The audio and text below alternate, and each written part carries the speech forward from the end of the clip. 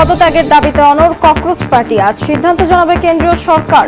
তরুণদের প্রতি কৃতজ্ঞতা জানিয়ে মাঝরাতে ভিডিও বার্তা মোদির। যুক্তরাষ্ট্রের নতুন করে চালানো হামলায় ইরানে নিহত অন্তত 4। মধ্যপ্রাচ্যের মার্কিন ঘাঁটিতে পাল্টা আক্রমণ। তেহরান চুক্তি করতে চায়, আবারও দাবি ট্রাম্পের।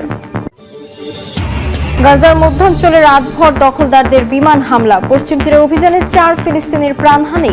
মানবাধিকার সংগঠনগুলোর উদ্বেগ। কিয়েভে রুশ হামলায় নিহত অন্তত 10, আহত 100। বড় ধরনের ক্ষেপণাস্ত্র হামলার প্রস্তুতি নিচ্ছে মস্কো, দাবি জেলেনস্কির। রাশিয়ার কিয়েভে বিস্ফোরণ।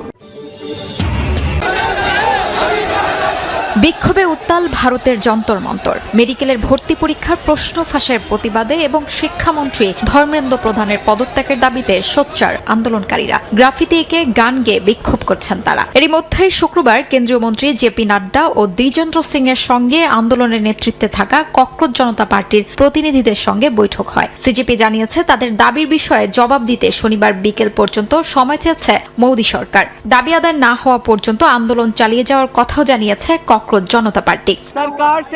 যন্তর মন্তরে ককরোচ জনতা পার্টির এই আন্দোলন ধর্মেন্দ্র প্রধান পদত্যাগ না করার পর্যন্ত শেষ হবে না। বিজেপি বা সরকার যদি এই সংকট সমাধান চায় তাহলে এর একটাই পথ, ধর্মেন্দ্র প্রধানকে পদত্যাগ করতে হবে। এদিকে প্রশ্ন ফাঁস রোধে কঠোর আইন আনার ঘোষণার পর এবার তোড়েছেন ভারতের প্রধানমন্ত্রী নরেন্দ্র মোদী। শুক্রবার প্রকাশিত এক নতুন ভিডিও বার্তায় তিনি বলেন, আগের ভিডিওতে দেয়া তরুণদের পরামর্শ সরকারের জন্য গুরুত্বপূর্ণ। তিনি সবাইকে ধন্যবাদ জানিয়ে বলেন, জনগণের সঙ্গে এই সংযোগ ভবিষ্যতে আরো শক্তিশালী হবে। এর আগে প্রশ্নপত্র ফাঁসের ঘটনায় উদ্বেগ প্রকাশ করে মোদী জানান, এ ধরনের অপরাধে জড়িতদের বিরুদ্ধে কঠোর শাস্তির বিধান রেখে নতুন আইন আনা হবে। অন্যদিকে টানা 26 দিনের অনশন ভাঙেন সমাজকর্মী সোনম ওয়াংচুক। তার অনশন প্রত্যাহারের পর আন্দোলন ও সরকারের মধ্যে সমঝোতার সম্ভাবনা আরও জোরালো হয়েছে। বিরোধী দলগুলো আন্দোলনের প্রতি সমর্থন জানিয়ে লোকসভায় শিক্ষা সংস্কার নিয়ে আলোচনার আগে শিক্ষামন্ত্রী ধর্মেন্দ্র প্রধানের পদত্যাগ দাবি করেছে। টানা 35 দিন ধরে দিল্লির যন্তর মন্তরে আন্দোলন চালিয়ে যাচ্ছে ককরোচ জনতা পার্টি সিজেপি। বিক্ষোভের উত্তাপে পড়ছে পশ্চিমবঙ্গের কলকাতাও। প্রশ্নপত্র ফাঁস ও কেন্দ্রীয় শিক্ষামন্ত্রীর পদত্যাগের দাবিতে পার্ক সার্কাসের ক্যাম্পাস থেকে মহামিছিল শুরু করেন আলিয়া বিশ্ববিদ্যালয়ের শিক্ষার্থীরা। এ সময় মোদী ও বিজেপি বিরোধী স্লোগান দেন তারা। যুক্তরাষ্ট্র ইরান উত্তেজনার মধ্যেই নতুন করে কূটনৈতিক বার্তা দিয়েছেন মার্কিন প্রেসিডেন্ট ডোনাল্ড ট্রাম্প। শুক্রবার হোয়াইট হাউসে তিনি জানান, সংঘাত অবসান নিয়ে আলোচনা অব্যাহত রয়েছে, তবে তেহরান এখনও চূড়ান্ত সমঝোতার জন্য পুরোপুরি প্রস্তুত নয়। ট্রাম্প বলেন, ইরান আগের যে কোনো সময়ের তুলনায় এখন অনেক বেশি আন্তরিক হলেও চুক্তি হবে কিনা তা এখনও নিশ্চিত নয়। ট্রাম্প আরও বলেন, ইসরায়েলের সঙ্গে সম্পর্ক স্বাভাবিক না করলে সৌদি আরবের সঙ্গে বেসামরিক পারমাণবিক সহযোগিতা চুক্তি এগিয়ে নেওয়া হবে না। তার ভাষায়, আব্রাহাম চুক্তির আওতায় রিয়াদের ইসরায়েলের সঙ্গে সম্পর্ক স্থাপনই হবে সেই সহযোগিতার পূর্বশর্ত। ইরানের পররাষ্ট্রমন্ত্রী আব্বাস আরাকচি বলেছেন, বর্তমান সংকট নিরসনে কোনো মধ্যস্থতাকারীর প্রয়োজন নেই, বরং যুক্তরাষ্ট্রকেই নীতি পরিবর্তন করতে হবে। তিনি জোর দিয়ে বলেন, হরমুজ প্রণালী ইস্যুতে ইরান কোনো চাপ বা হুমকির কাছে নতি স্বীকার করবে না। আরাকচির দাবি, ইরানের জনগণের ন্যায্য দাবি পূরণ না হওয়া পর্যন্ত তেহরান তার অবস্থান থেকে সরে আসবে না। এদিকে হরমুজ প্রণালীর কাছে 30 জন নাবিক বহনকারী বাণিজ্যিক জাহাজে হামলার খবর সামনে আসে। উন্মুক্ত সামুদ্রিক রেডিও যোগাযোগে শোনা যায়, একটি জাহাজকে ইরানের জলসীমার দিকে অগ্রসর না হওয়ার সতর্কবার্তা দেওয়া হচ্ছে এবং ইঞ্জিন কক্ষে হামলার হুমকিও দেওয়া হয়। কিছুক্ষণ পর দিশা নামের জাহাজটি জরুরি বার্তায় জানায়, অজ্ঞাত ক্ষেপণাস্ত্র হামলায় তারা ক্ষতিগ্রস্ত হয়েছে এবং জাহাজে থাকা 30 জন নাবিককে উদ্ধারে অবিলম্বে সহায়তা প্রয়োজন। অন্যদিকে ইয়েমেনের হাউতি নিয়ন্ত্রিত গণমাধ্যম আল মাসিরা দাবি করেছেন, পশ্চিমাঞ্চলীয় বন্দর নগরী হুদায়দায় সৌদি আরব বিমান হামলা চালিয়েছে।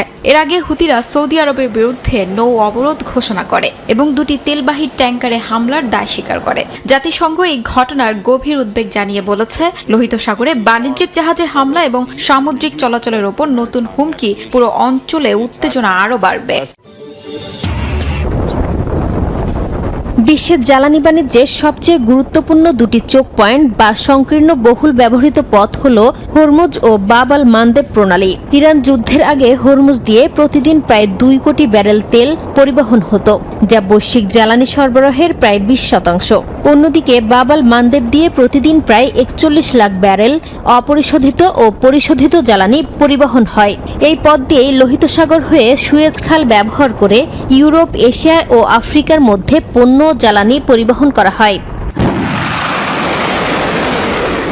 গেল ফেব্রুয়ারিতে যুক্তরাষ্ট্র ও ইসরায়েলের হামলার পর ইরান হরমুজ প্রণালীতে কড়াকড়ি আরোপ করে। এর জেরে সৌদি আরব নিজেদের তেল রফতানির রুট সরিয়ে নেয়। পূর্বাঞ্চলের আবকাইক থেকে পাইপলাইনের মাধ্যমে তেল পশ্চিম উপকূলের ইয়ানবু বন্দরে নিয়ে সেখান থেকে বাব আল মানদেব হয়ে ভারত, চীন ও অন্যান্য এশীয় বাজারে পাঠানো শুরু হয়। বর্তমানে সৌদি আরবের দৈনিক প্রায় 25 লাখ ব্যারেল তেল এই পথ দিয়েই যাচ্ছে। তবে হরমুজ এড়াতে যে পথকে বিকল্প হিসেবে ব্যবহার করা হচ্ছিল সেটিও এখন ঝুঁকির মুখে। হরমুজের পর এবার বাব আল মানদেবেও সংঘাতের ছায়া পড়ায় বৈশ্বিক জ্বালানি ও বাণিজ্য ব্যবস্থায় নতুন চাপ তৈরি হয়েছে। ইরান সমর্থিত হাউথিরা সৌদি আরবের বন্দর ও তেলবাহী জাহাজের বিরুদ্ধে নৌ অবরোধ ঘোষণার পর একাধিক তেলবাহী ট্যাঙ্কার গন্তব্য পরিবর্তন করেছে। ঘটেছে হামলার ঘটনাও। এরই মধ্যে এই দুই নৌপথে যুদ্ধ ঝুঁকির বীমা কয়েক গুণ বেড়েছে। অনেক শিপিং কোম্পানি এখন আফ্রিকার কেপ অব গুড হোপ ঘুরে দীর্ঘ পথ ব্যবহার করছে।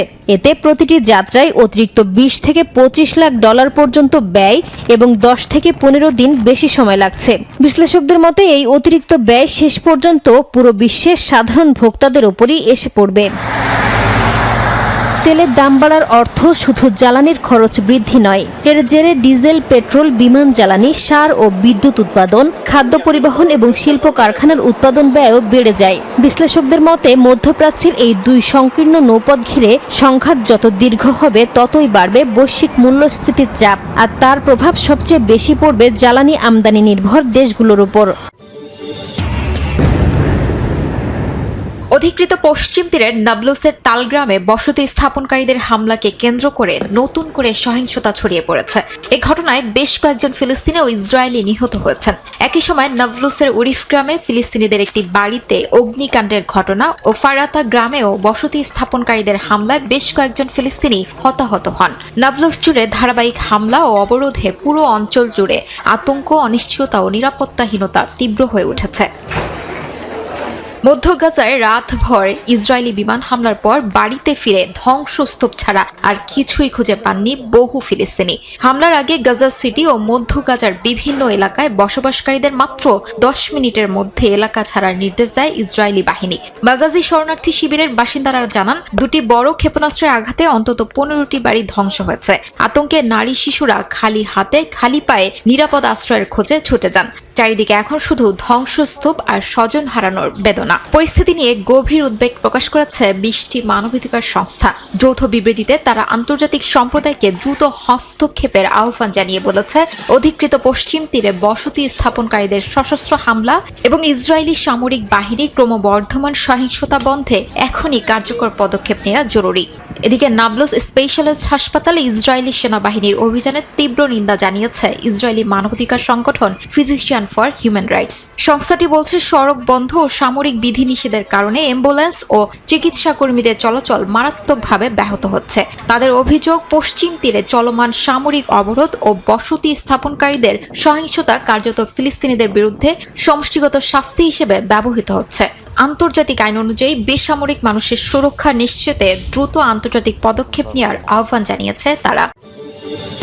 কিয়েভে রুশ ব্যালিস্টিক ক্ষেপণাস্ত্র হামলায় অন্তত 10 জন নিহত হয়েছেন, আহত হয়েছেন প্রায় 100 জন। অন্যদিকে ইউক্রেনের পাল্টা হামলায় রাশিয়ার কিরভ অঞ্চলের একটি কারখানায় বিস্ফোরণ ও আগুনের ঘটনায় অন্তত 6 জন নিহত হয়েছেন, আহত হয়েছেন 26 জন। প্রেসিডেন্ট জেলেনস্কি সতর্ক করে বলেছেন, নতুন করে বড় ধরনের ক্ষেপণাস্ত্র হামলার প্রস্তুতি নিচ্ছে রাশিয়া। এই হামলা 48 ঘন্টার মধ্যেই হতে পারে বলে দেশবাসীকে সজাগ থাকার আহ্বান জানান তিনি। ইউক্রেন ও রাশিয়ার মধ্যে পাল্টাপাল্টি হামলায় নতুন করে বাড়ছে যুদ্ধের উত্তাপ। শুক্রবার ইউক্রেনের কিয়েভে রুশ ব্যালিস্টিক ক্ষেপণাস্ত্র হামলায় প্রতিরক্ষা শিল্প সংশ্লিষ্ট একটি অনুষ্ঠানের ভেন্যুতে বহু মানুষ হতাহত হয়েছেন। ইউক্রেনের কর্মকর্তারা জানান, একটি বেসরকারি প্রশিক্ষণ কেন্দ্রে অনুষ্ঠান চলাকালে ক্ষেপণাস্ত্রটি আঘাত হানে।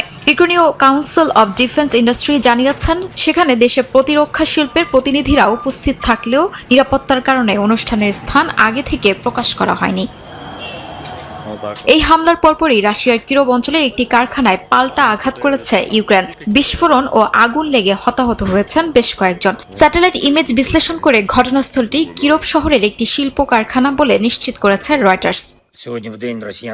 পাল্টাপাল্টি হামলার মধ্যে ইউক্রেনের প্রেসিডেন্ট ভলোদিমির জেলেনস্কি সতর্ক করে বলেছেন, নতুন করে বড় ধরনের ক্ষেপণাস্ত্র হামলার প্রস্তুতি নিচ্ছে রাশিয়া। প্রাথমিক তথ্য অনুযায়ী এই হামলা 48 ঘন্টার মধ্যেই হতে পারে এবং দেশবাসীকে বিমান হামলার সতর্ক সংকেতে সজাগ থাকার আহ্বান জানান তিনি। জেলেনস্কি আরও জানান, মার্কিন প্রেসিডেন্ট ডোনাল্ড ট্রাম্পের ঘনিষ্ঠ সহযোগী লোরা লুমারের সঙ্গে তার বৈঠক হয়েছে এবং শীঘ্রই ট্রাম্প ও তার দলের সঙ্গে আরেকটি বৈঠকের প্রস্তুতি চলছে। অন্যদিকে পূর্ব সাইবেরিয়ার ইরকুতস্কে একটি বিমান উৎপাদন কারখানা পরিদর্শন করেছেন রুশ প্রেসিডেন্ট ভ্লাদিমির পুতিন। সেখানে MC-21 যাত্রীবাহী উড়োজাহাজ এবং ইয়াক-130 যুদ্ধ বিমান প্রশিক্ষণ বিমান ঘুরে দেখেন তিনি। ক্রেমলিন